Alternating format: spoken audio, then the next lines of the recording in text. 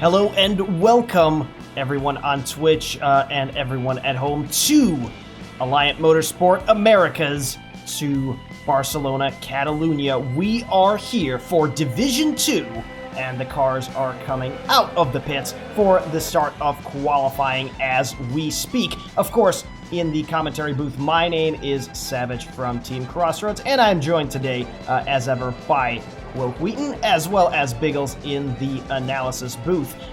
Wheaton, how are you doing today, and what are your expectations for this race? Very good, thank you, Savage. My expectations are to see some overtaking where we don't typically see overtaking, because again, this is F1 2020. This is not Formula One real life, and I think people are going to be a bit punchy in the corners, wanting to give us a really good show. Indeed, so difficult to overtake here on the Spanish track, and the drivers in real life, of course, know this track very intimately, as this is where they conduct all of their preseason testing, as well as, of course, a Grand Prix over the course of the season. These drivers, on the other hand, well, it's just another track. It is a track that is very tricky and demands a phenomenal balance out of their car. So let's just run through our championship standings very briefly as they stand before today's race.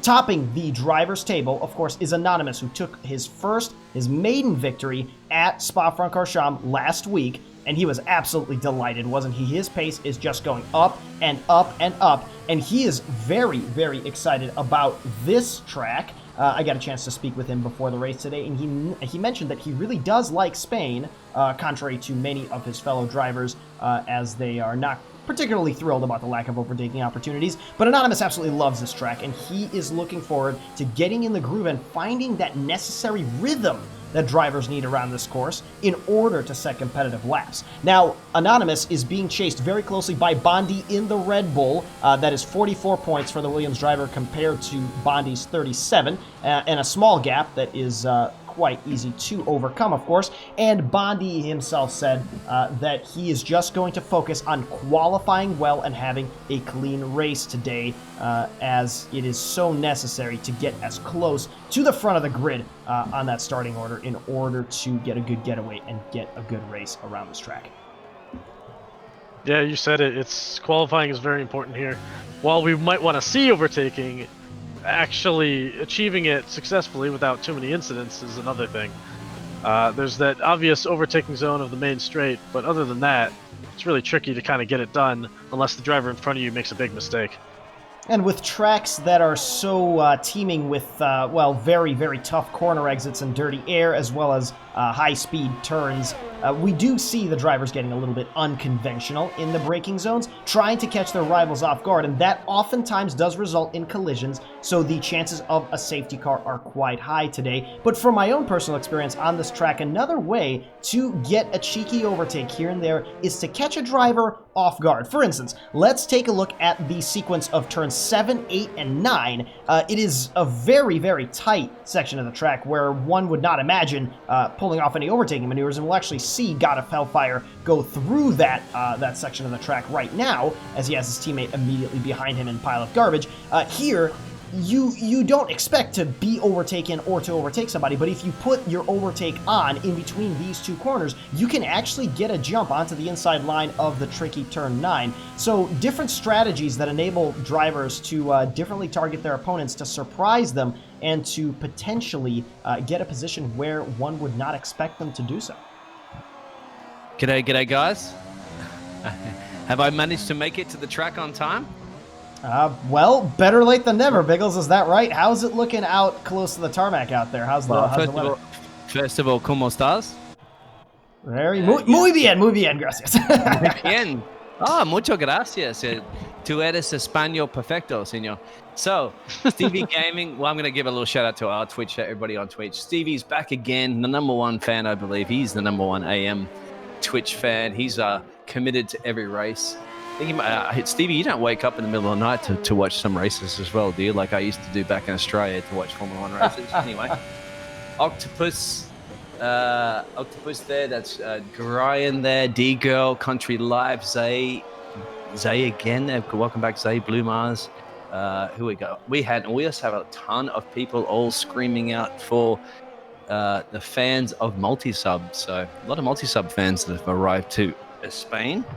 So grab your tacos and your burritos. It's going to be in for some exciting racing. Exciting indeed, and multi-sub entity, of course, looking to improve his result from Belgium just last week. Still no points on the table for the Red Bull driver, but the Red Bull team sitting in second position in the constructors' standings. Williams with 70 points, Red Bull with 62, and it is just an absolute chasm to the next team. That is McLaren with 33 points. So Red Bull Racing feeling quite confident as multi-sub entity just clips the apex of turn 2 a little bit too tightly, and unfortunately that is already his lap invalidated, and he has 11 minutes and 30 seconds to get back to the pits and try to do at least 2 more runs.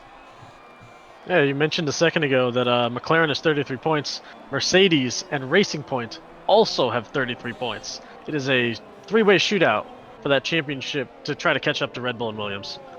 A very, very accurate observation, and tight as ever between those guys, as well as Ferrari in 6th with 22, and then AlphaTauri, Renault, Haas, and Alfa Romeo behind them in that order. Every team having points on the table, crucially, so that is very important. And many of our drivers all the way down to 15th position having points in the first opening couple of races as well.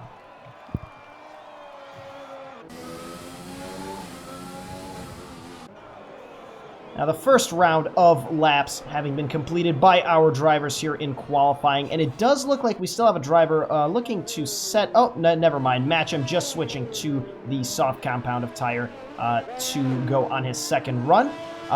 And at the moment, that is Iron Hammer with a pole time of, or a provisional pole time of 1:15.4. Dick Tucker very close behind him, 1:15.6. And Tess rounding out the top 3, the last person currently in the 15s with a 1:15.9. Now, Wheaton, would you, if you were a driver, risk starting farther back down the grid on a medium tire around this track as opposed to up front on the softs for the race? Well, I'll tell you what, it's kind of a trade-off. If you start up front, you have that advantage of position, so you don't need to get as many overtaking done. However, if you start in the back, you have a higher chance, if there are no safety cars, of being able to pull off a one-stop with relative ease. Whereas those up in the top 10 who are starting on softs might have to pull a two-stop even with no safety car, and that's going to lose them a lot of time. And the one-stop strategy of soft hard is feasible around this track. However, it does come with the danger of having extremely worn soft tires towards the end of your first stint, which essentially means that the drivers starting on the mediums will be able to potentially overcut and potentially have much better pace than their fellow soft runners towards the end of the first stint, and then carrying those much younger hard tires towards the end. We can see there a car of the AlphaTauri of Alboy beached on the side. Looks like a rear end moment out of turn 9. So tricky, that corner, of course, and many drivers setting up a higher wing angle around this track just to counteract the oversteer. But unfortunately, that is Alboy out of the session with no time set, and he'll be starting from the back. Meanwhile, AJ getting ready to cross the line now, having set a purple sector 1. Let's see if he can elevate himself out of 10th position. He crosses the line for a provisional pole of 1:15.2.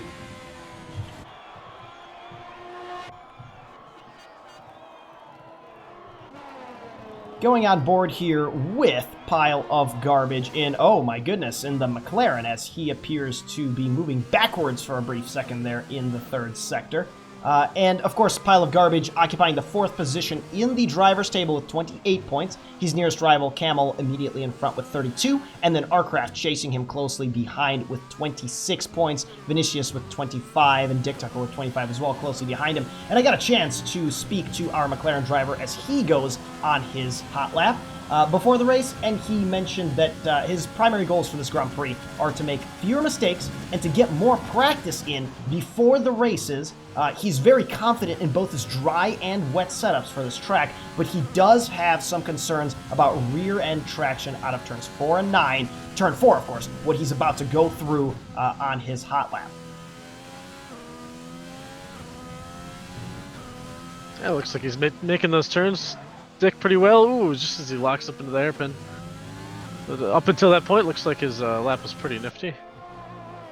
Nice and calm and controlled, and we'll see if he does do that slight confidence lift through turn 9. He does. Look at that. His throttle pedal just lifting ever so slightly to avoid running too wide or to avoid snapping out the rear end, but he is still 3.5 tenths up on his personal best at the moment. So the multi-stub fans are filling the grandstand. Multi-stub must feel like he's Max Verstappen with basically a dedicated grandstand just full of fans, all there waving his sign. So, and also we have Pile of Garbage has a bunch of his fans in there as well. We have Zay there supporting the Renault drivers. So, yeah, that's what's happening down in the pit lane, and that's what's happening in the Twitch world. A great camaraderie amongst the Renault crowd, and we're just going to see if we can get those replays to work. No, it just doesn't seem like we can for whatever reason. Our apologies for that. That's the second day in a row that those aren't quite working out the way we want, but we did just catch on the live camera Pile of Garbage snapping out the rear on exit from the chicane of 14-15, and his car just redirecting him right back into the pit lane instead of finishing his hot lap. Very unfortunate, but he still has 6 minutes to rectify that error. This is very tight in qualifying. Only 1 second separates the top 10, and beyond that, it's all very close as well. Every lap you can put in here in qualifying definitely counts.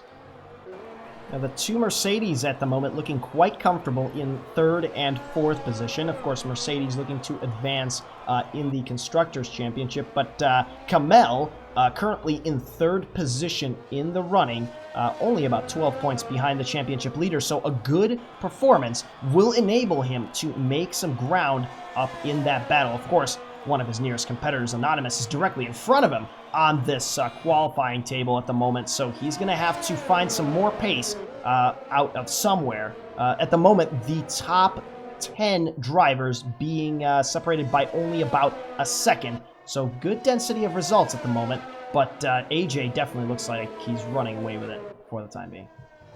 So it's just a shout out there to the Pile of Garbage #1 fan, which, believe it or not, is his mother. So no pressure from Pile. He has his mother sitting in the grandstands there, obviously with a big banner waving a sign there going, yep, I am your #1 fan. She actually has commented there on Twitch saying he has no throttle discipline. So there you have it. But we're very glad to see the whole fans of Pile of Garbage, and obviously his mum as well. So this is awesome to see this, and I hope you enjoy the race. Super stuff. Definitely great to see the Pile of Garbage fan club back in action this race. We had quite the rivalry between those guys and the multi-sub entity grandstand last time around, and we'll see which of those two drivers comes out on top for this race. It looks like Pile of Garbage currently sitting in the pits thinking of fitting the medium compound, and that might not serve him too well as he's in desperate need of improving his lap time. Starting outside the top 10 around this track is not a forgiving exercise for sure.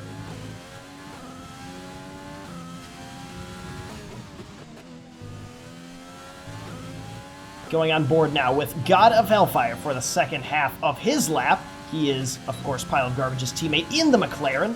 And at the moment, well, he's looking to improve his championship standings. Only 13th position with 5 points to his name. And he's looking to get himself out of that second decade of drivers into the 3rd sector. Coming up on turn 13, so careful not to tap that inside Verstappen too hard. Same thing here, running over that curb of 15. Very aggressive on the track limits. Full throttle out of the final corner, picks up DRS and crosses the line, elevating himself up into 13th, but still not by enough to make it into the top 10. While you were on board with him, I was watching a little bit of tests, and just out of 7, he lost his rear end on his hot lap. I'm curious to see if he has enough fuel to go again, or if he's got to pop into the pits. If he goes back into the pits, I don't know if he's going to have enough time to do another lap. Let's find out. Here he comes around the final chicane, and yeah, he's going back into the pits. Diving into the pits. Now, Tess is still fairly comfortable out in sixth position provisionally, so there is a possibility that his starting position won't be too terribly affected. However, the density of results immediately behind him very, very tight, of course, with Matcham with a 1:16.1, Arcraft with nearly an identical time, and of course Bondi on his outlap at the moment looking to improve. So there's a lot of hungry drivers out there right now, knowing that qualifying around this track is so very crucial.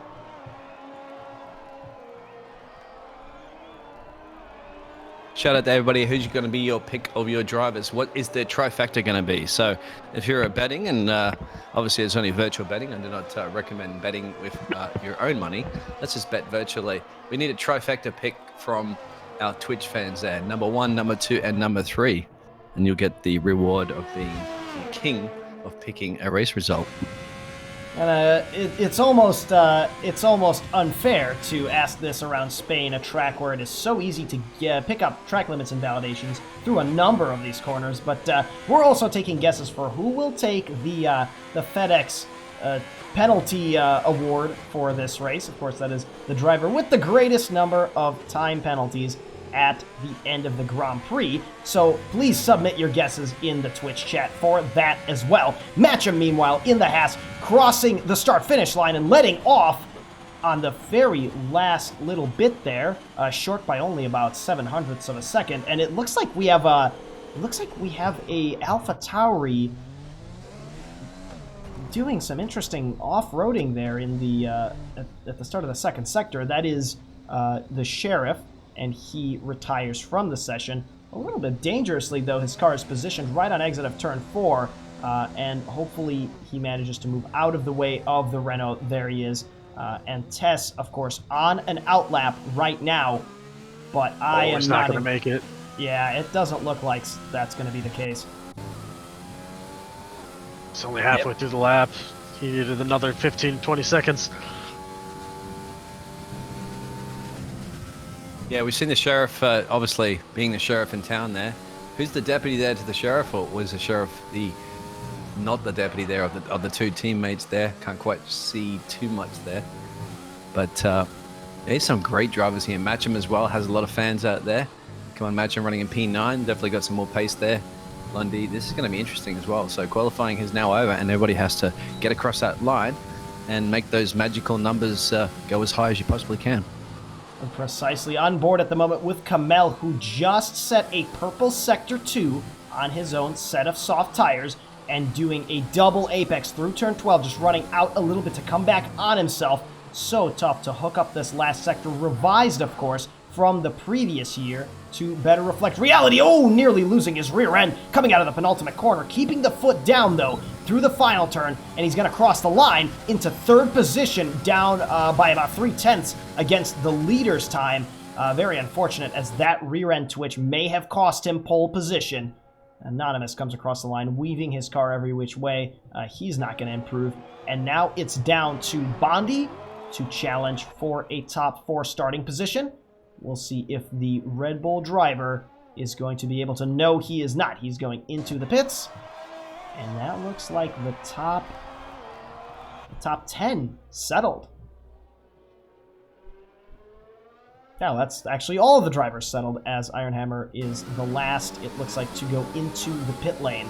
So there you have it. This is the qualifying protocol as it currently stands, with all the drivers having crossed the start-finish line, and that is Ironhammer in pole position. And of course, he will be very, very happy with that, with only 10 points to his name at the moment. AJ splitting the front row with the Mercedes driver, and Kamel completing a Mercedes sandwich of sorts in third position. Our championship leader, Anonymous, with a 1:15.3 in fourth position, missing out on third by only 0.04 of a second. That is the tightness we like to see here on Alliant Motorsport. Dick Tucker in fifth position, AMA Bondi in sixth, Arcraft in 7th, Tess in 8th, Matcham in 9th, and Jetty rounding out the top 10.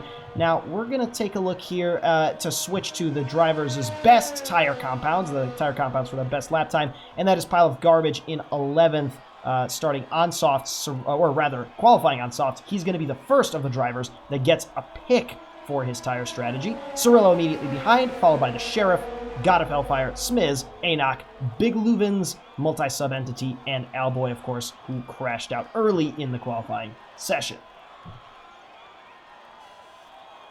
Yeah, it looks so tight between these qualifying results. Only 1/10 separates the top 5. And then you can see down the field, the next 3 are only separated by a little over half a tenth. 11th through 13th separated by less than half a tenth. This track is crazy close, and I can't wait to see what they can do in the race.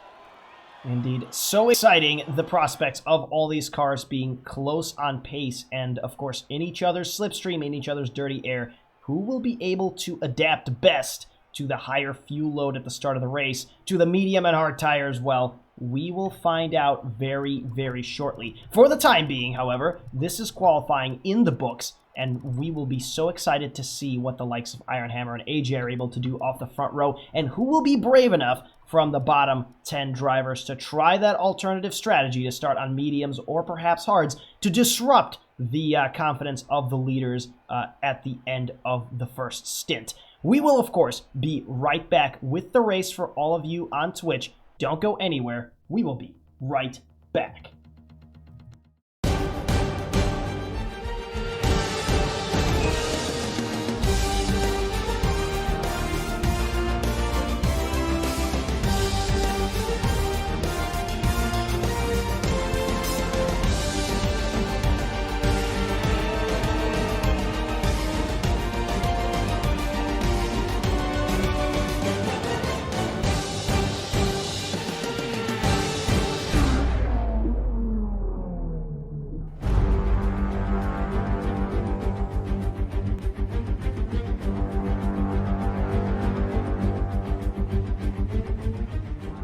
Welcome back to sunny Catalunya. This is the Spanish Grand Prix on Alliant Motorsport Americas Division 2.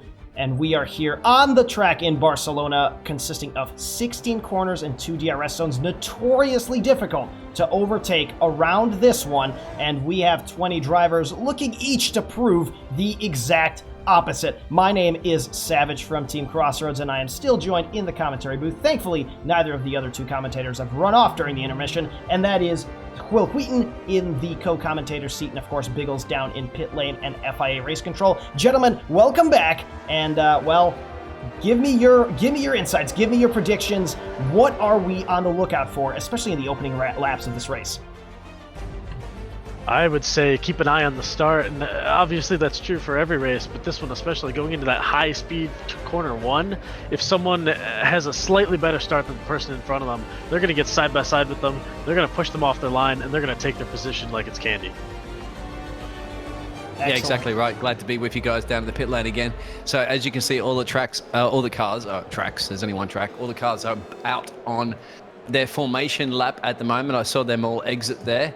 They all waved to Jeff as they departed the pit lanes, all ready to get those tires nice and juicy and hot. And yes, it's going to be a matter of keeping your important carbon fiber bits attached to the front wing and so forth, side pods and ring wings, and keeping those tires and the car pointing in the right direction. That's going to be the key. Safety cars, I guess, might happen. Here's predictions there from Ascent for Lost there, safety car lap 2. Let's get all the safety car predictions in, but there's going to be a thriller, and we all know there is some serious pace on this grid. Many of the drivers from our bottom 10 electing to pursue that alternative strategy, starting on the medium tires, and that is going to be very crucial. That safety car might impact whether or not they'll be able to climb high in this race or not. But of course, crucially, all of our drivers are going to need to keep themselves in one piece, as Biggles mentioned, through the opening couple of corners, especially in the back of the pack, because front-limited tracks like Barcelona, Catalunya cater to the hard compounds of tires, especially later on during their stints. So crucially important, of course, how our drivers at the front will be able to manage their soft tires as they get older. But at the moment, as the cars are all coming to their grid spots on the start-finish straight, everything is set for the start of the race, a start that can determine so much in this Grand Prix. The lights coming on now. We have 3, 4, 5, and we are off. for the Spanish Grand Prix. All of the cars now getting underway. A lot of smoke coming out from the back runners and very, very clean starts. Now AJ getting all over the back of Iron Hammer's Mercedes into the first corner. They go side by side, nearly making contact, and the Mercedes driver just eking his way out around the outside, but unable to challenge AJ. Right as you were saying that, it looks like Kamel just tipped the side of Anonymous, and Anonymous has spun round, and he's now running in last place. Yeah, dead last. Unfortunately, I'm seeing a migrating host there, Arrow. Is that correct? That is just on your end, actually. I believe we are still Okay, good. live.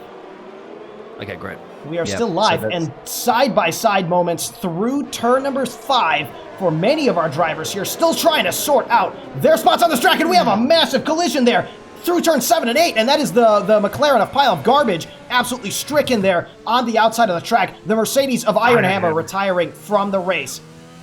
Wow.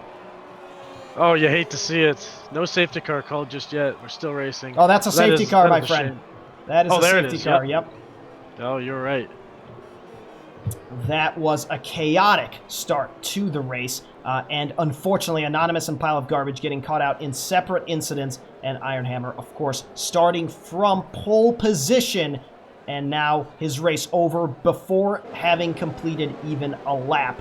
Meanwhile, our greatest victors from this start, Enoch coming up, Enoch coming up 7 positions as multi-sub-entity ascends 7. And the sheriff, I'm not sure if this is, there is a lot of cars in the pits actually, and we will look to see, that must be a lot of damage and a lot of front wings being repaired, as well as a lot of drivers switching to the medium tires early, giving up the track position in an effort to get on a better race tire. Is that replay working again, or is it still not I believe today? we are replay-less for today, unfortunately, Okay. and I am Yep. not entirely sure why, but we will get to the bottom of it before the next broadcast, for sure. I should plug in the right cable, I guess, next time. Sorry, I keep mixing and matching those cables. It's the purple Yep, one, I- Biggles, it's the It's purple the one. purple one. Okay.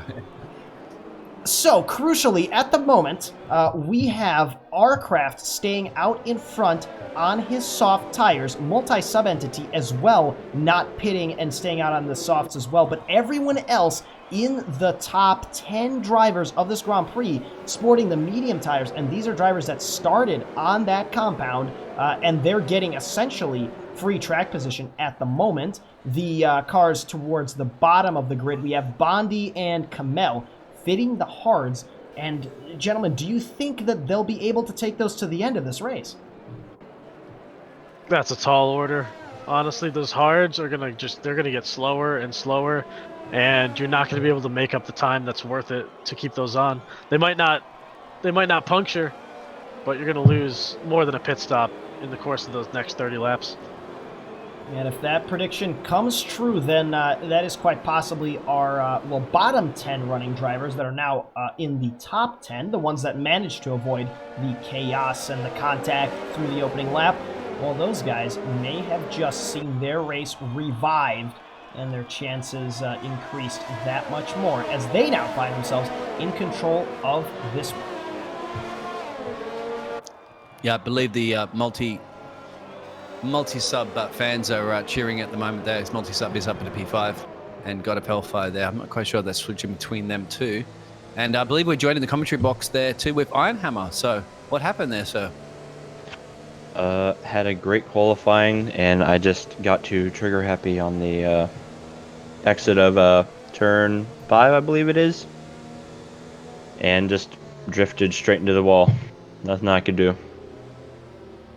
Well, that is so unfortunate for you, having, of course, that phenomenal pole position in qualifying.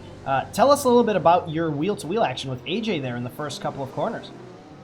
Yeah, I really didn't want to get spun into turn 1, so I backed off, let him, and he stuck his nose in there, so I just tried to avoid contact as much as possible, even though I was entitled to the corner. And I sort of let him pass, and then I just tried to follow him as close as possible. Could it be possible then that the dirty air from the Ferrari in front of you could have caused that rear end of yours to slip out by any chance? It might have. Also, I had an extra 10% of wear on my softs. No idea why, but I ended the lap with 6%. Went to the pits and retired, and then I came out, and after the warm-up lap, I had 14% already on my softs. So I'm not sure what was going on there. Strange stuff indeed. Well, thank you so much for joining us here as we are getting ready to restart this Grand Prix. The safety car going into the pits now, and the drivers getting ready to restart. Artcraft getting ready to pull the trigger on that throttle, trying to catch the Sheriff off guard, but he fails to do so, and that is the Sheriff all over the back of the Williams driver now, contesting the lead already at the very, very start of the restart, diving to the inside on his medium tires. Let's see who has the grip into the first corner. That is the two cars still going side by side, and Artcraft managing to pull out ahead and keep his leading position. Meanwhile, Enoch and Smiz lurking immediately behind, looking to pounce when there's a mistake. Oh, speaking of mistakes, Enoch just drifted wide, trying to keep it on track but pushing it back, but Smiz just breezed right past him. And Multi-Sub NC getting very, very close as well behind the Alfa Romeo driver. Of course, the Red Bull having those soft tires on the car, and this will be crucial for the exit that this driver is going to be able to get out of turn 9, all over the back of the Alfa Romeo. But let's not underestimate the extreme amounts of dirty air on this track. Now it's a drag race, no DRS for either car, and the Red Bull moves to the inside on entry into turn 10. And he is still side by side here with the Alfa Romeo driver, and Enoch being able to keep that position for the time being at the very least. Is that pile of garbage there? I'm seeing a little bit of a mix-up there between AJ, Dick Tucker, and pile of garbage. Is that for squabbling out for P10? It certainly is. Too wide moment for those two. The McLaren driver actually going into the pits. That is pile of garbage. That is not a very convenient time for him to pit on those mediums that are only 3 laps old.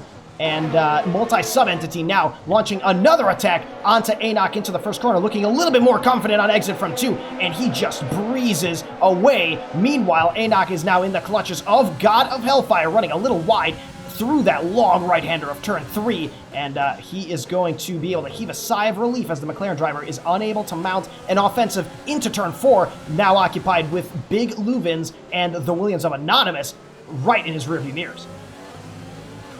Yeah, looks like pile of garbage had wing damage. Pitted, got new mediums along with a new front wing. That is his race severely compromised, and unfortunately he's going to have to come all the way from the back.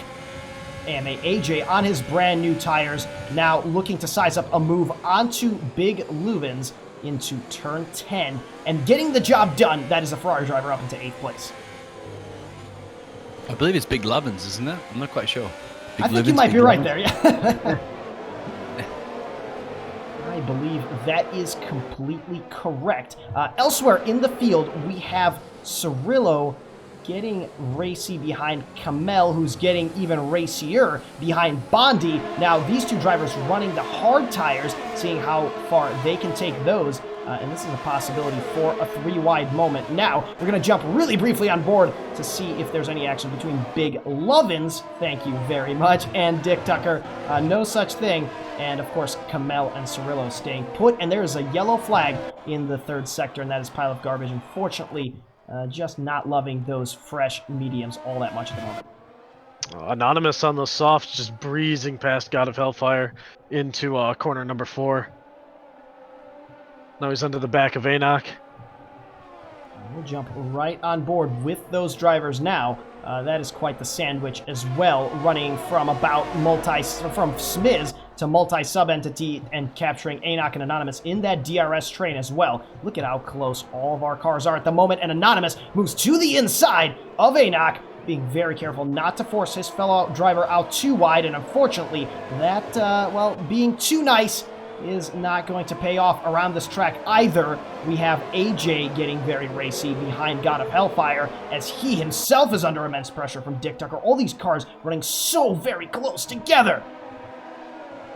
Anonymous, yeah, it's an Anook chain right now. Is that the way you say it? Anonymous, God of Hellfire, AJ, Dick Tucker, and Big Lovin's also there, all ready to pounce. One person makes a mistake, it is game over. So many battles throughout the field now We can see... As Nanook is losing out big... my telemetry is over, sorry. It looks like Dick Tucker actually making some gains past God of Hellfire here, and AJ elevating himself up into 7th position as well in this chaotic restart. Pile of Garbage setting the fastest lap of the race, and now Anouk and AJ still side by side on their way to turn number 7. The Alfa Romeo driver cedes the position to the Ferrari, and that is AJ up into 6th position. These drivers all running fairly similar tires as far as age is concerned. So this is raw pace and raw, well, courage, one can almost say, determining these spots. And we can see, oh my goodness, there's some chaos behind AJ, who loses multiple positions here on exit from turn 10, losing his rear end nearly, and oh my goodness, that Ferrari takes a brief detour off the track, rejoins in 9th position, and God of Hellfire is now through to 8th. That's AJ, I think, that's up. Was that correct there? Or was that... Yeah, it's AJ. AJ's struggling so monumentally on those tires at the moment. Multi-sub entity pitting from those softs. It'd be hard-pressed to take them much farther. Arcraft and Anonymous staying out in the lead. Meanwhile, the McLaren of God of Hellfire making contact with Anouk into the first corner. I'm not sure if he suffered any damage there, but we have AJ overtaking, it looks like 3 cars in one turn and up into 6th position. Opportunistic, but very successful from the Ferrari driver. Side-by-side stuff for God of Hellfire. God of Hellfire does, in fact, have left end plate damage aboard that McLaren. He's doing everything he can to keep Big Lovins immediately behind him, but losing out massively to Tess and AJ. Meanwhile, we have the Sheriff and Arcraft making contact through turn 10. The Sheriff trying to make a pass onto the Williams driver who's running on soft tires. So those tires are going to start coming off a cliff, but getting very rough there. And it looks like we might actually have an incident in... Anouk. It's Anouk. So he's got some damage there as well. You can see this big battle here as Arcraft decides to box. But you can see all the way from P10 or P9 all the way down to P15. These guys have nothing between them, and it's so close on track. And now boxing is being called there from... Jeff has called both Arcraft and God of Hellfire into the box, and Anouk. And the leaders exchanging positions as well here. Anonymous taking the lead against Sheriff, or it looks like maybe defending against Sheriff, as he had been running in front of the AlphaTauri driver. And Cirillo now elevating himself past Kamel. Kamel on those hards, not particularly loving that compound as well, but the pace will come to him shortly. Meanwhile, Dick Tucker trying to make a recovery after his initial pit stop under the safety car, now chasing down Smiz in the Renault. And let's see if the Racing Point driver can make a dent on this following straight, getting a phenomenal exit out of turn 9, trying to dart every which way as he draws even with the Renault in the braking zone, confident on that brake pedal, and that is the move done. A slam dunk overtake for the Racing Point driver. Yeah, that was brilliant. Just keeping an eye on Anonymous these last few laps. He's been on an absolute charge in the softs, pushing his way from 6th into 1st within 3 laps. I wonder if his strategy is to still do a 2-stop now, or if he can really extend those softs to do a 1-stop. Oh, he comes into the pits right now. Let's keep an eye on his pit crew at the very end of the pit lane to see what they put on him. But if he puts on the hards, he'll be hard-pressed, no pun intended, to get those to the end. Those are the hards indeed. Certainly possible, though. That strategy is known to work. And that is exactly what he does, fitting the hard compound, as we're on board with Matcham. And look at how close Bondi is behind him. Now, of course, Matcham had just overtaken the Red Bull driver, and those hards not up to speed just yet as the Haas starts to slither away. Anonymous just got out of the pits crucially ahead of Multi-Sub Entity and his teammate Arcraft, just keeping Multi-Sub Entity going too wide into corner 1, just keeping him behind him.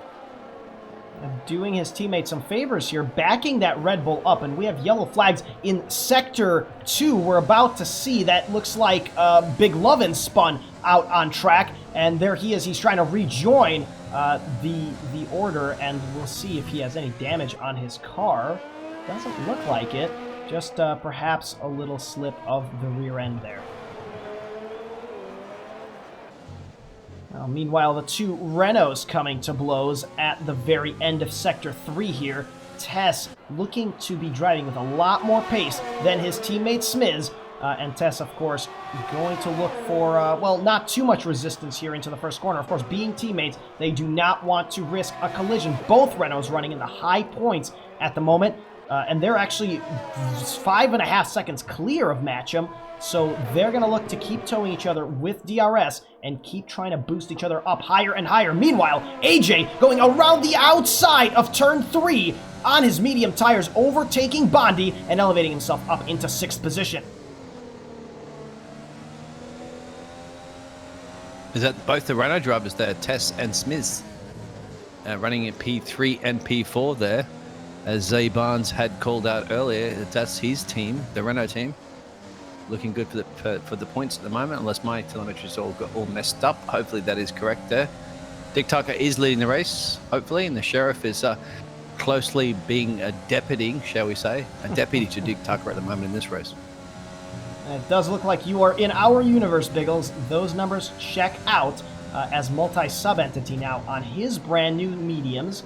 That's quite possibly a 2-stop for the Red Bull driver. Looking to make some gains against Anonymous, our former race leader. And of course, surely that Williams is going to the end. And he is in turn harassing Alboy in the Alpha Tauri, causing him to move every which way just to block every apex, locking up once in turn number 13, once in turn 14. And it looks like now the Williams driver will have a great run with DRS on the start-finish straight, and crucially multi-sub-entity having a great front row seat on this battle, looking to get a tow off of 2 cars now, moving to the outside, trying an overtake, off the track, and he makes contact with the Alpha Tauri driver, losing a piece of his front wing. Well, that move just looked like an unforced error. Looks like he was just looking for anything that he could possibly do in the situation. You know, it's so hard to try to get an overtake done on someone who's currently being overtaken. That's just, it's a shame that he locked up and lost his front right end plate. Indeed. Now, definitely a risky strategy. Even if he had completed that overtake around the outside, he would have had to cede the position because it would have been all 4 wheels off the track, just trying to get a little too creative maybe, and this is going to compromise the rest of this stint. His tire's only 3 laps old, but now that he has suffered damage, well, he might even start thinking about pitting till the very end much earlier than previously expected. Anonymous right now on those 2-lap hards. It should be setting some blistering pace right now. Wouldn't be surprised if he does not set the fastest lap. However, running at P10, 2 seconds off Kamal. So he's got some work to do. There it is. Yeah, you called it, Biggles. Anonymous and Arcraft are currently on very fresh hards compared to the rest of the field.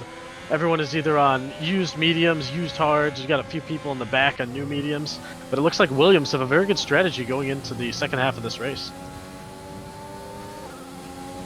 And both Williams drivers in the top 5 of the drivers' table at the moment, so looking to build on their successes so far, and that is going to be great to see. Unfortunately, at the moment, Arcraft a little bit stuck behind the Alpha Tauri of Alboy on his hard tires, unable to get the corner exits he wants, but those mediums are 12 laps old, and they're going to be starting to show signs of wear any lap now, and he's going to have to be ready to seize that opportunity when it comes. At the moment, though, Alboy parking the proverbial bus through every apex, not letting Arcraft get a good run on the inside of any of these corners, and it's going to be very challenging for the Williams driver to overcome that rolling roadblock, for lack of a better term, that Alboy has become. Meanwhile, Anonymous gaining all the way up in yellow flags there. That is pile of garbage in the gravel in the middle of turn number 12, and this race is just a disaster for the McLaren team as their drivers now find themselves in 16th and 17th. No, I believe pile of garbage was just slowing down to wave to his mum that's sitting in the grandstand around that turn. So it was like, hey mum, look at me.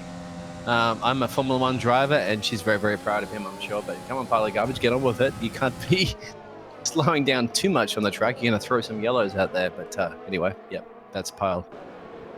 That's right. The sportsmanship he has.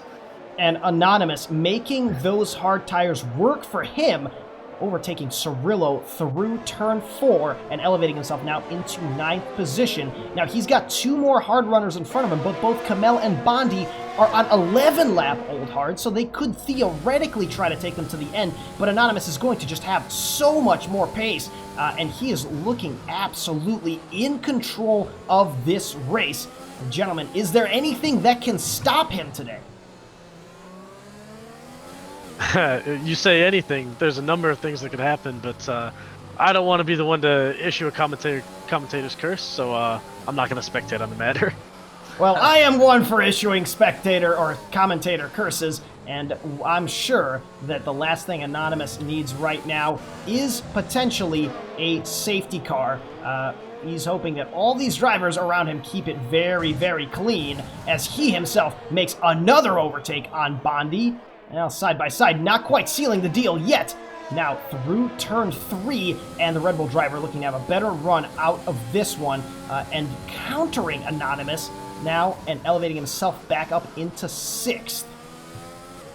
Yeah, Anonymous knows he's not racing Bondi right now. Bondi still has to make another stop unless he plans on putting 31 laps into hard tires. And if he does that, Anonymous can get him later easily. He's just trying to conserve his hard so he can save them all the way to the end. I think the top 3 at the moment are sandbagging, as I'm seeing, like they're lighting up the timing board. That's Dick Tucker, Tess, and AJ.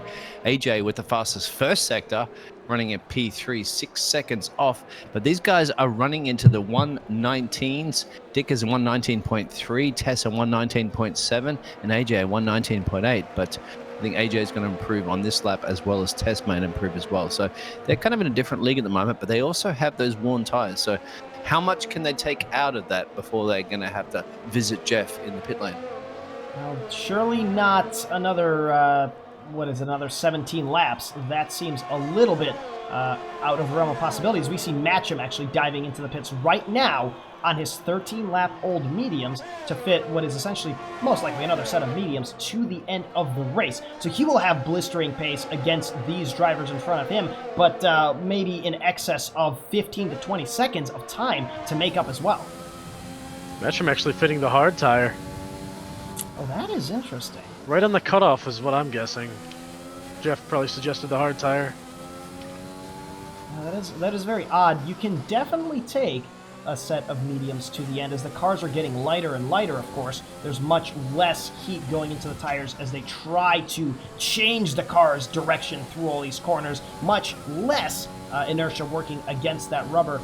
But, well, it looks like Matcham maybe just choosing to be safe rather than sorry, fitting the hards to the end. And that is going to compromise his pace against some of his rivals here. I'm guessing Dick, Tucker, Tess, and AJ are going to try to eke it out long enough to be able to fit those mediums to the end.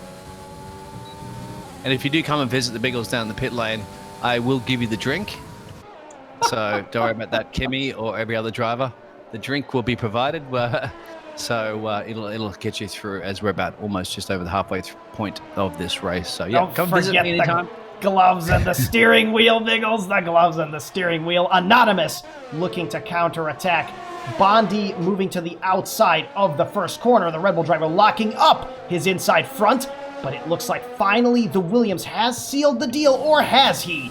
We'll have to see. Getting a great run using all that clean air out of turn 3, and that is indeed Anonymous into 5th position comfortably and confidently.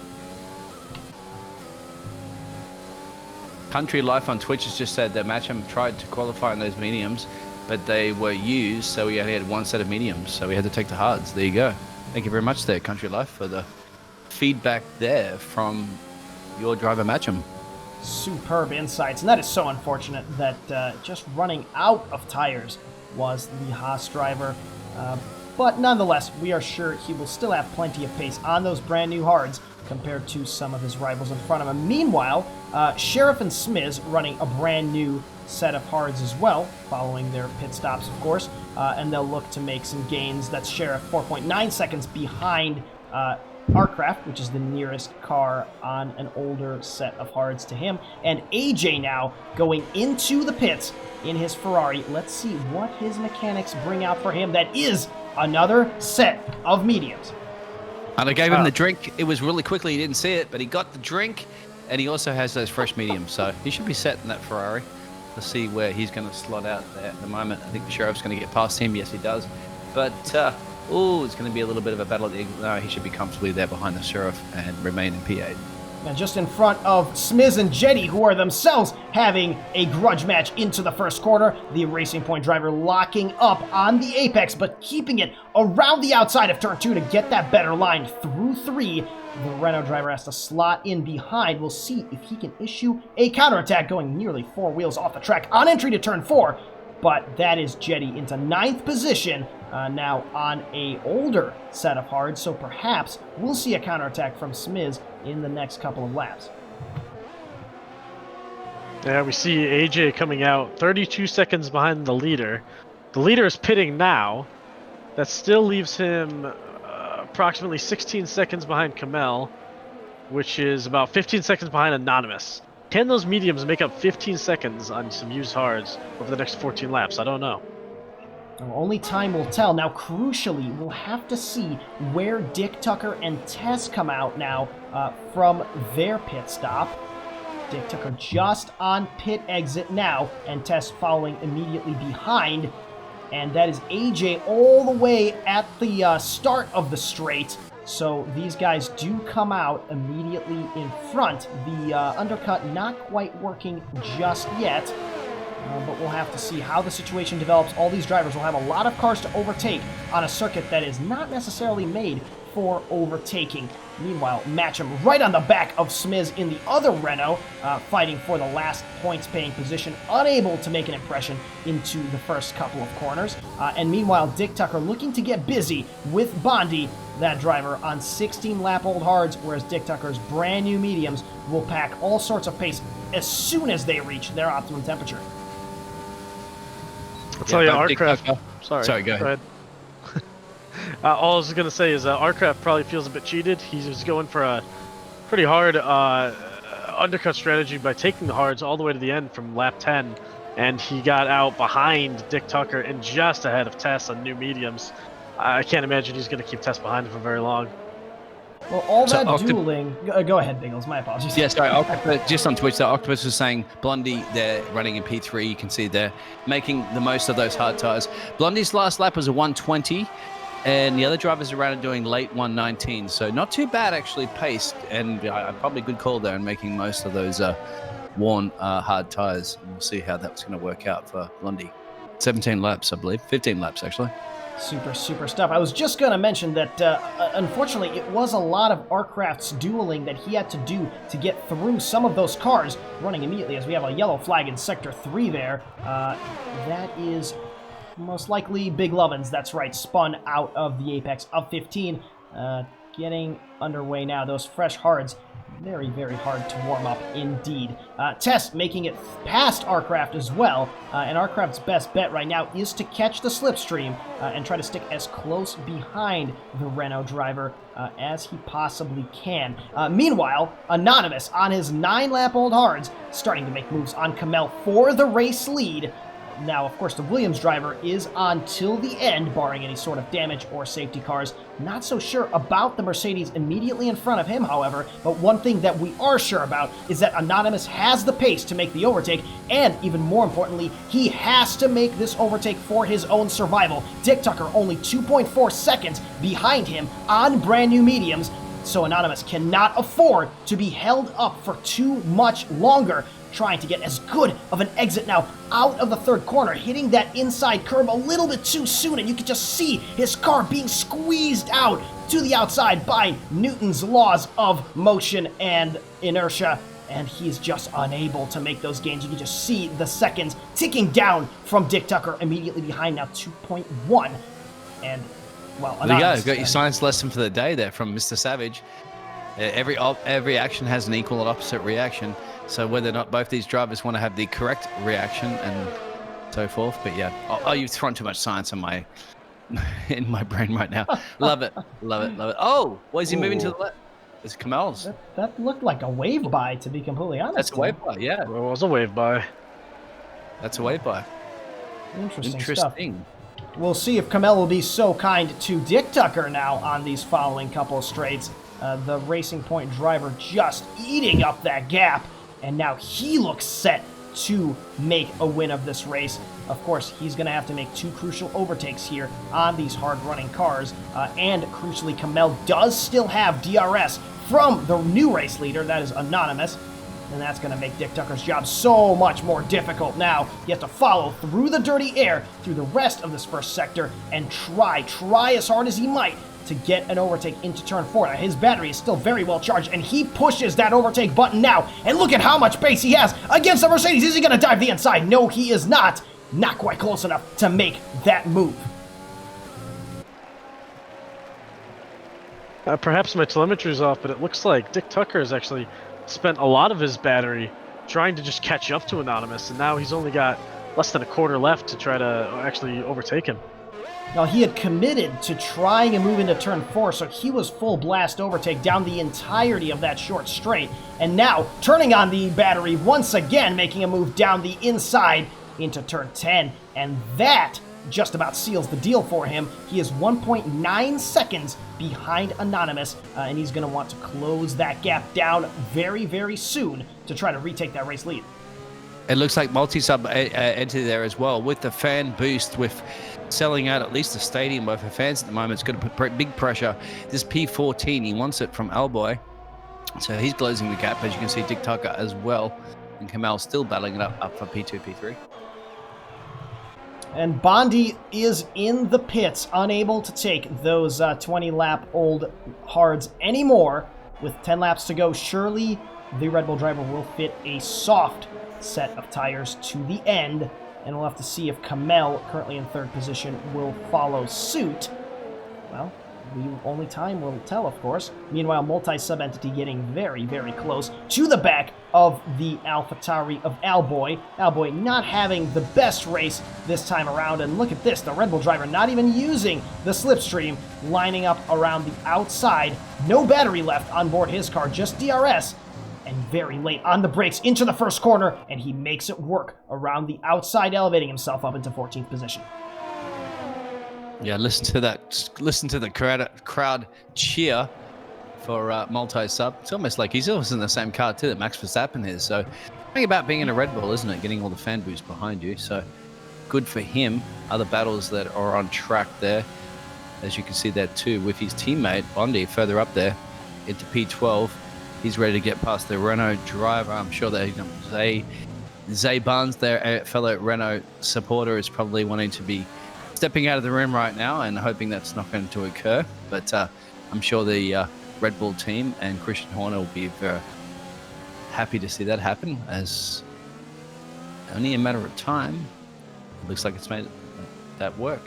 Now the Renault driver getting so squirrely on exit of 15, also going deep into 10, just getting 4 wheels off the track there. But that's not going to stop him as he lines up right behind the Renault of Smiz and just blasts through on the start-finish straight. Not much the Renault driver can do to counter that, and that is Bondi beginning his ascent back up the order.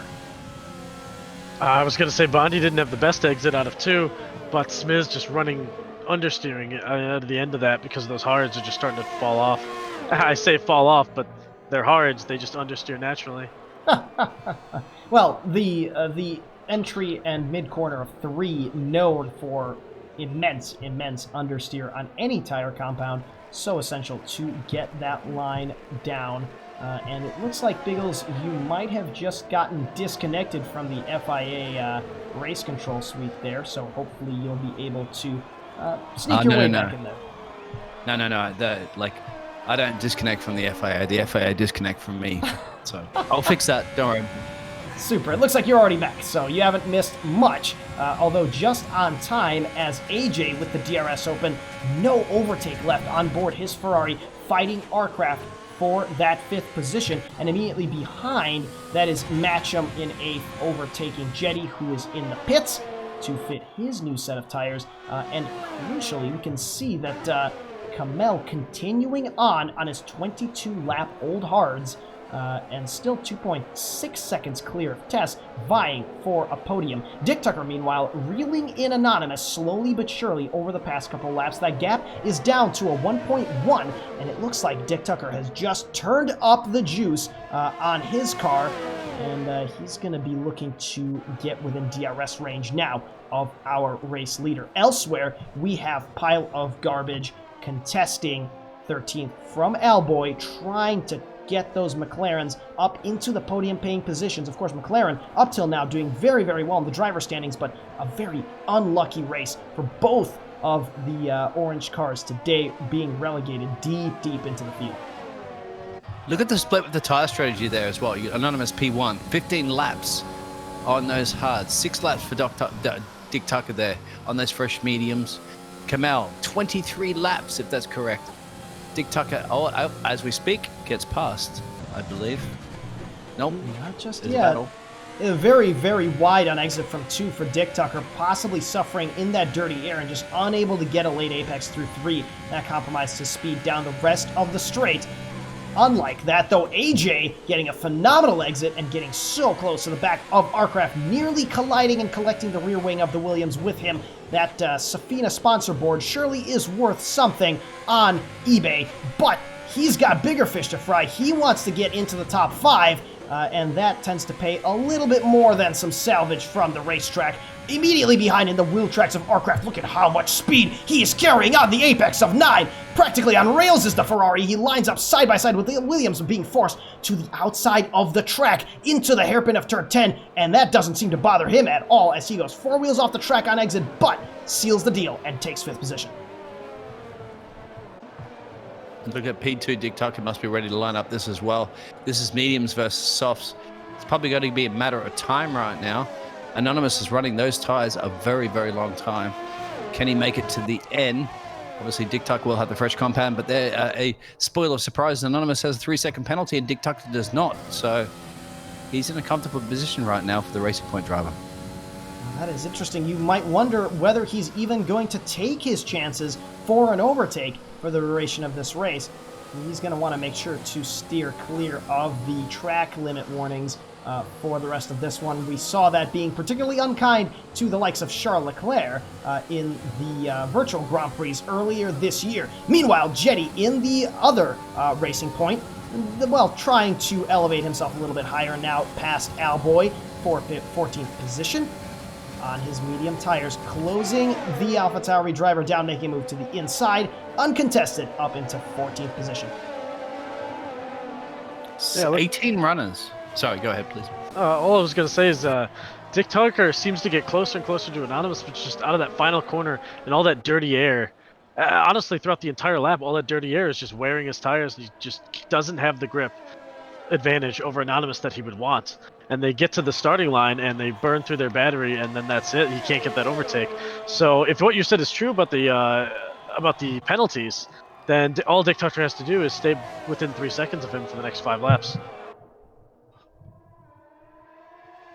That is probably the safest thing he could do, but surely if Anonymous does make a mistake, which of course becomes easier and easier to do when you're on 17-lap old hard tires, well, that won't be an opportunity that Dick Tucker will turn down, surely. At the moment, the Racing Point driver running with about a quarter of his battery charge on board, and we have yellow flags there in Sector 3. That is Big Lovins beached on the exit of turn 10, and his teammate Enoch getting through now.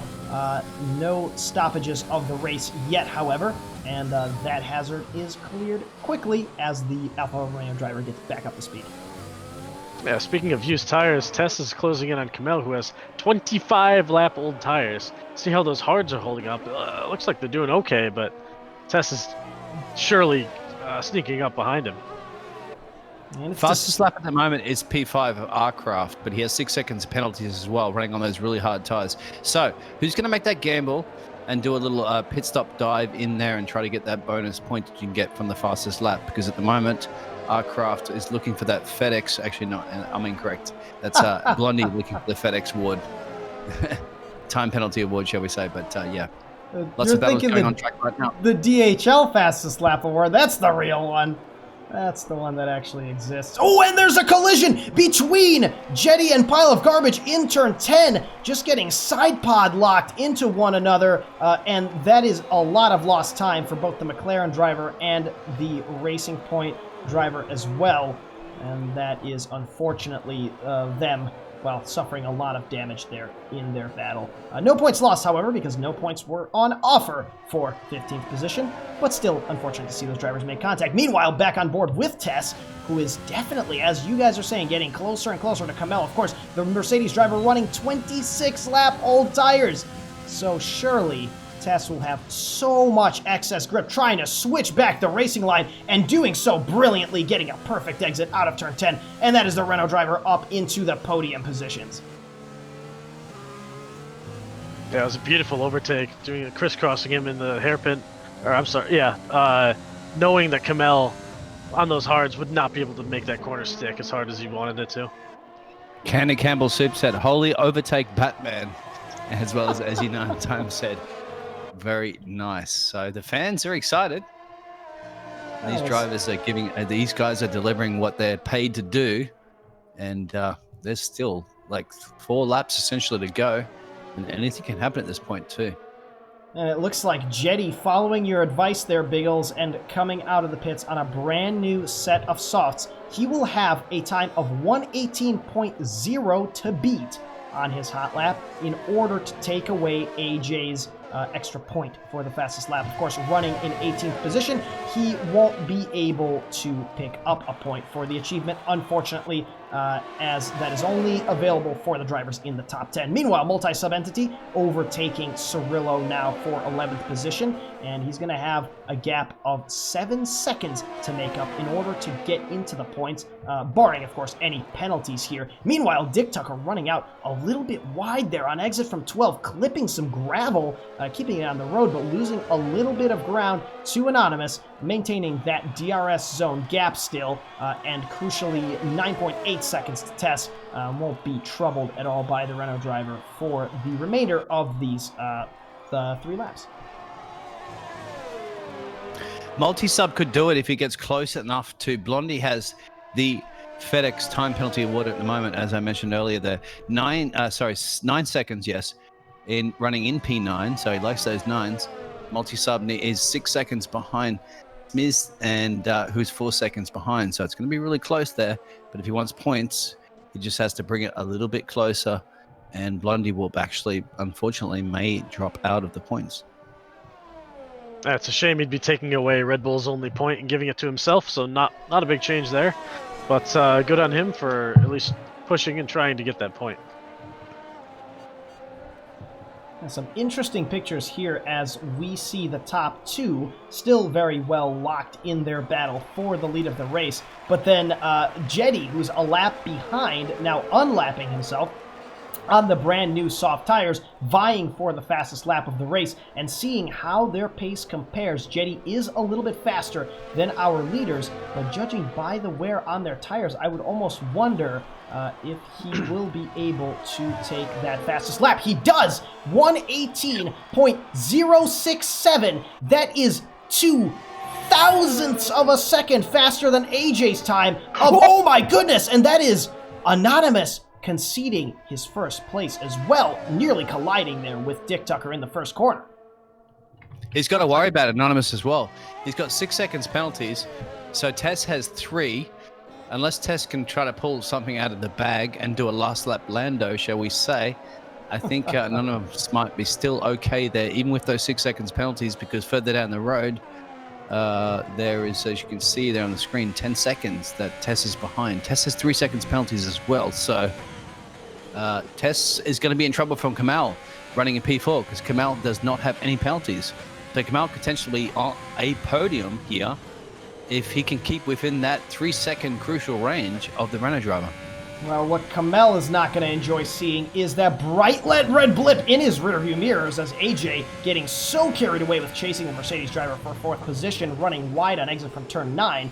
But Kamel is going to want to avoid any scuffles with the Ferrari driver as he is right on the edge of that 3-second window from test, 2.7 seconds at the moment. But of course, AJ's not going to care about that. He's going to want to try to make that overtake, and this is going to have to happen on the final lap.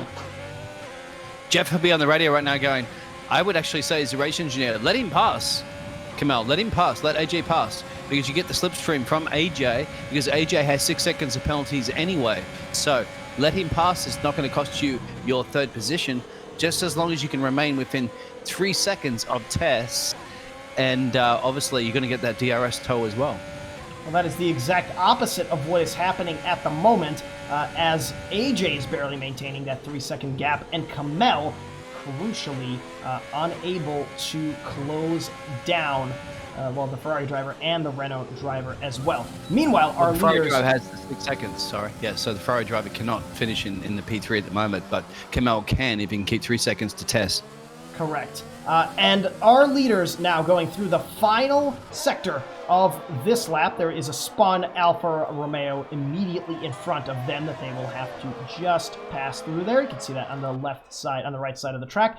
And now, through the final few corners of the Spanish Grand Prix, it is Dick Tucker that is going to cross the line first on the track to win this race. Anonymous finishes immediately behind him, but those penalties relegate him farther down the order, and we'll have to see. Tess is about to cross the start-finish line. There it is, 8.8 seconds behind Anonymous. AJ crosses it as well, and Kamel getting up into 4th, but 1.5 seconds behind the Renault driver, unable to capitalize on the time penalties and get a podium in this race. Yeah, further down the Sheriff will have a lot of time penalties, but there's a bit of a gap there falling back to match him. And then the rest of the drivers have a little bit of the naughty room that they have to report to the stewards, but they should pretty much slot in there. Blondie goes into P9. Then multi-sub into just out of the points in P12. So the fan boost didn't quite work out too much, but still finishing a race as we're going to see all 18 drivers finish this race. Amazing. Well, and let's not forget the tragedy of Iron Hammer, of course, on the opening lap. We started with 19 and unfortunately lost him all too early in this race. Nonetheless, that is the Spanish Grand Prix in the books, as our race winners will be making their way up to the podium shortly. Multi-Sub Entity is our Codemasters driver of the day, but please let us know in the comments for the stream who your driver of the day was, and we will take a look at that shortly. That is Dick Tucker up on the top step. He's going to be delighted to be able to make some substantial gains from his 7th position in the driver standings, up, and up into the top spots there. And of course, Anonymous crucially securing further his championship lead against his nearest rivals in Bondi and Kamel, and Renault getting up on the podium once again this season. And there you have it. The running order, or rather the stopped order, now that the race is over, is as follows. Dick Tucker, Anonymous, and Tess, as we mentioned, in the top 3 positions, and then immediately behind them, Kamel, AJ in the Ferrari, Arcraft in the Williams, Sheriff and Matcham 7th and 8th, Bondi and Smiz rounding out the top 10. Immediately behind them, Cirillo, Multi-Sub-Entity coming so close to the points, but just a little bit short. Pile of Garbage in 13th, Owlboy 14th, God of Hellfire 15th, Anook 16th, Jetty 17th, Big Lovins 18th, Iron Hammer failing to get through the first lap, and unfortunately that is the final spot of the standings for him for this race. Now, we will get to setting up the interviews here with the heroes of this race, so don't go anywhere. We will be right back with the drivers and their thoughts on this phenomenal Grand Prix. Don't go anywhere.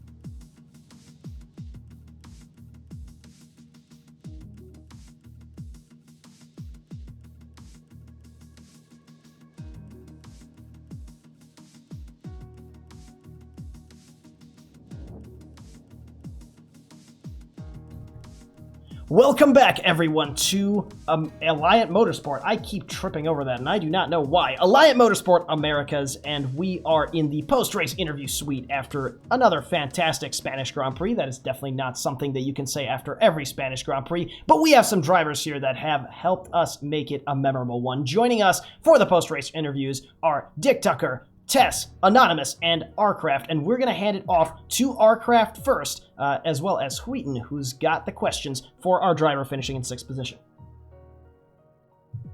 Welcome, Arcraft. So 6th position, probably not exactly where you wanted to be, but still pulling out a pretty good strategy there and taking a hefty haul of points for Williams today. How does it feel doing that? I believe you did a one-stop. How did those hards feel near the end of the race? Yeah, I guess Williams decided that we were going soft hard this week no matter what, even though the safety car could have changed it. They just didn't let me come in. So by the end of the race, those hards were probably close to puncturing. Really surprised they survived that last lap. I got to improve. I think I've been out-qualified by my teammate and outpaced in every race, so I'm kind of on the bubble. Wish me luck, I guess. Yeah, well, you have it. Good luck and good race, honestly. Superb stuff, and congratulations on that point finish. We'll move on now to Tess. Now, Tess, the Renault squad is very tightly knit, as we know. So tell us, how psyched were the people in the garage after you crossed that line? And of course, on a podium finish, that'll elevate you much higher in the standings. Tell us about how you got there and what your thoughts are right now. Well, I'm honestly speechless that I'm on this podium again this weekend or this week, but I just wanted to say congratulations to my teammate Smiz, who also scored his first point. So it's awesome to both be in the points this week. Excellent stuff. And how was it out there trying to manage the tire wear while still trying to race, especially as we had Kamel and AJ trying to chase you down towards the very end? Were you worried at all about losing the podium with the time penalties you had? Yeah, I was extremely worried. I could see that AJ had passed the Haas behind me, which gave me a little bit of breathing room since I knew AJ had a couple penalties, unfortunately. But yeah, it was very stressful to say the least. Great stuff. Well, thank you for sharing, and congratulations on your podium. The Renault team will be elevated significantly in the constructor standings as well after this double points finish. For you guys, please accept our congratulations from the commentary booth as well as from our Twitch viewers. Moving on now to Anonymous, finishing in 2nd, and Will Wheaton to take the lead on that. Anonymous, welcome back to the podium. It's been a while. So near the end of the race there, we know you had a penalty. I believe your combatant on field also knew you had a penalty. Let's just say you didn't have that penalty. Do you think you would have been able to keep the race leader, Dick Tucker, behind you in that last few laps? No, I didn't let him go. I was determined to finish first on track. I was trying everything I could. I had saved up all the ERS because I knew he was coming, and it just ran out at the end. And, Yeah, you were maintaining that gap behind him for a few laps there. It was really well done until you just got to the last couple laps, and there's not much you can do on 20-lap-old hards against someone on newer mediums. But tell me about the rest of the race. How did you come back from spinning in the first corner? Well, not spinning, but sliding in the first corner, and then coming back all the way to keep yourself on the podium? Yeah, the safety car saved me. The safety car came out mid lap 1 for another incident, and I was flipping it over in my head. Do I go medium, or do I stay out? And I decided to stay out because I had the soft tires. And I wanted to get back up the grid because I didn't want to have to pass as many people. And then came in P9, and the softs, and with the pace that I have on this track, I was just passing people and making quick work of the grid. Came out, put the hards on, and then had 2 more hard runners ahead of me, and dispatched them. And then it was just a war of attrition, which I lost. Well, that war was certainly close. Honestly, when on the second half of your soft stint, you were just charging through the field, overtaking everyone left and right. It was damn impressive, if I do say so myself. And then coming out in hards, it's just a shame you had that penalty. It's a shame that you couldn't keep Dick Tucker behind you. But either way, 2nd place, Williams pushes way far ahead in the standings, continues their lead. Congratulations on your podium. Thank you. And now, our race winner, Dick Tucker. Congratulations, sir, on returning to the top step. You are, of course, no stranger to taking home the big trophy. But tell us, what was it that was your key to success in the race today? Well, keeping it out of the wall was one large one. I saw a lot of people go off at the awkward uphill left, the little left right. And then after that, it was just trying not to. The racing was so close in the first few laps, especially on the restart after the safety cars, like absolute chaos. I really thought I wasn't gonna make it to the end, and then after that, it was just consistency on the laps and trying to then pass Anonymous. Absolute insane. I really didn't think I was gonna make him past it. I was running on 0.4 laps of fuel, so I had almost nothing to play with, and my ERS was completely depleted, and somehow I still made the pass with my teammates' help, which GG's to him. Bit of crappy luck, but that's racing. So yeah, really happy to win, and good job to everyone. Absolutely. And was it at all difficult to drive there with your teammate kind of phasing in and out of you guys at various points during that lap? Of course, he was on a bid to set the fastest lap of the race, which he did by 0.02 of a second. But do you think that affected at all your battle with Anonymous? It did a little bit, but through subsequent races, I've gotten used to trying to look past and through the ghost and focus on the line as much as possible. And I told them, you get one lap to try to pass, and if you can't, well, sorry, but you got to stay back. And eventually he got it done, so good for him. And he also gave me a little bit of DRS, which was very helpful. So yeah. Super stuff. Well, congratulations to you once again on the race win, and that'll elevate you quite a bit from previously occupying 7th position in the championship. Well-deserved and a phenomenal drive. And now we have our new favorite quote from maybe a sci-fi thriller that Alliant Motorsport can start. You must look past the ghost. Brilliant stuff. So, Biggles, Wheaton, what are your takeaways from this race? We saw quite a little bit of action. Did it surprise you that we got such a treat on the Spanish circuit, or are we just used to it here with Alliant Motorsport Americas? Well, I'm surprised I only got to drive the safety car once, but I actually didn't get to drive the safety car this time around. It was only one safety car, and I believe no virtual safety cars, if I'm not mistaken. So if you have that amount of close action, there was so much close action racing, and not many race incidents, even though there was so much action. That's goes to show the level of skill that these drivers have, and could keep us entertaining, and also the huge amount of fan support that they have. Like, this is just they're ticking all the boxes of what makes an exciting, fun race. And if we can see this sort of things continue, then wow. I mean, like, why would I want to watch anything on television or watch anything on Netflix when this is great?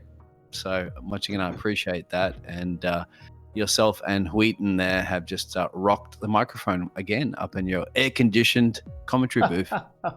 That's great Thank stuff. you. And before Wheaton offers his take, actually, Biggles, if I could send you on a hunt through the Twitch comments to see if anyone had voted for their driver of the day as well, we'd love to hear it, and we'd love to share it with the world. Wheaton, on to you, though, in the meantime, for your verdict of this race.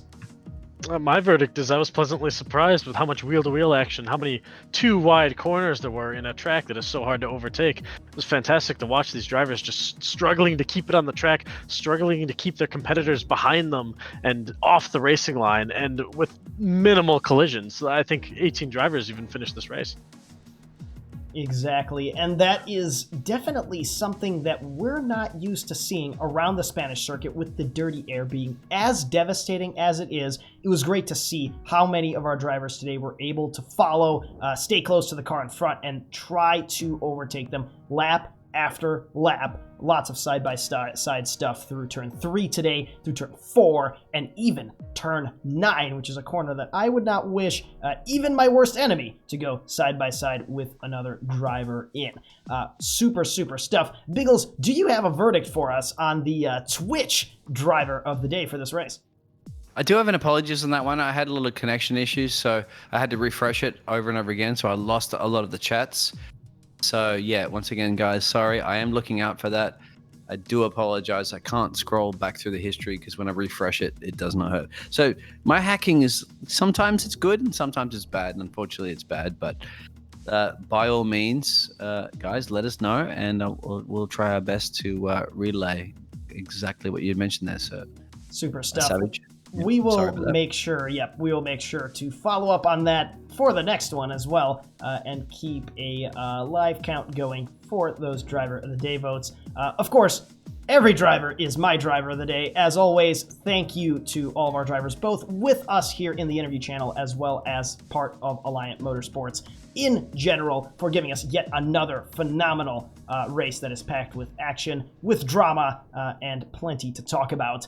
We are off to, let's see if the schedule is going to offer any insight. We're off to Hungary for the next Grand Prix. That is going to be a week from now for Division 2 of LOR. The Hungarian track, of course, quite genuinely rivals Spain in the difficulty of overtaking and the technicality necessary to master it and put together good times. So we are oh so excited for that opportunity. But until then, well, thank you all of our fans on Twitch for joining us. Thank you for engaging and yelling at our drivers and at each other and at us. We obviously love every minute of it up here in the commentary booth, and it is never a dull moment with Alliant Motorsport Americas. Until next time, my name has been Savage from Team Crossroads, joined by Wheaton and Biggles in the commentary booth. And until the next one, keep going as fast as you can. We will see you next time.